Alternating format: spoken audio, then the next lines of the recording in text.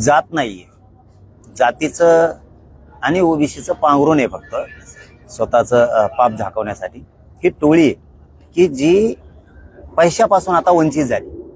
आता पैसा दिसत नाहीये, गाड्या दिसत नाहीये, धंदे दिसत नाहीत, प्लॉट बळकवता येत नाही, सध्या त्यांना जमिनी बळकवता येत नाहीयेत, म्हणजे खायचे प्यायचे वांदे व्हायला लागले जातात।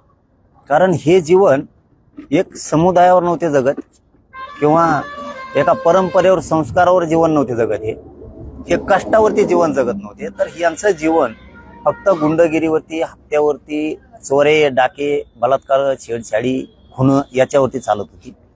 आता ती थोडी बंद व्हायला लागली, म्हणून हे बंद होणार नाही। ही टोळी आहे फक्त, आणि टोळीला जबाबदारी पूर्ण मुख्यमंत्र्याचीच आहे 100%। हिचा नायनाट जर केला नाही आणि संतोष भैयाच्या खुनात यांना सगळ्यांना जर तुम्ही आरोपी नाही केलं तर हे असं सुरू राहणार आहे की मुख्यमंत्र्याला कायम कलंक असणारे धनंजय मुंडेची टोळी म्हणजे मुख्यमंत्र्याला कलंक आहे। त्या बांधवाच्या पाठीशी आहेत आम्ही, त्यांनी काही काळजी करायची गरज नाही। आणि एसपींनाही सांगतो आपल्याच माध्यमातून की कठोर कारवाई करा त्यांच्यावरती 302 दाखल करा।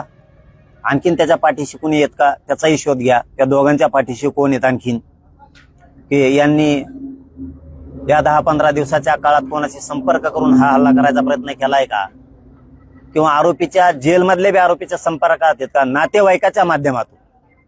म्हणजे जे आतमध्ये आरोपी आहेत त्या आरोपीचे ज्यावेळेस भेटीला जात असतील, जातीत का नाहीत मला माहित नाही, त्यावेळेस त्यांच्या नातेवाईकाच्या संपर्कातून हा काही प्रकार घडवला जातो का। त्यामुळे त्या ज्या बांधवांना काल हल्ला झालाय, मोहिते नाव आहे बहुतेक त्यांचं, मोहिते, त्या भैयांच्या त्या सगळ्या कुटुंबाच्या पाठीशी तुम्ही कोणी टेन्शन घ्यायचं गरज नाही। असे चोट्टे चट्टे हल्ला करून पळून जात असतात पळकुटे अवलाद, जाऊ द्या, तुम्ही खचायचं नाही, घाबरायचं नाही, आम्ही सगळे सोबत आहेत तुमच्या। पण ही गुंडगिरीची टोळी आणि ही पुरी धनंजय मुंडेची, दुसरी कोणाचीच नाही। पुन्हा विषय तेच येतोय की ही जर टोळीचा नायनाट झाला नाही तर हिला जबाबदार सरकारच असणारे, विशेष करून धनंजय मुंडेची टोळी, म्हणजे थोडक्यात मुख्यमंत्री फडणवीस साहेबाला कलंक।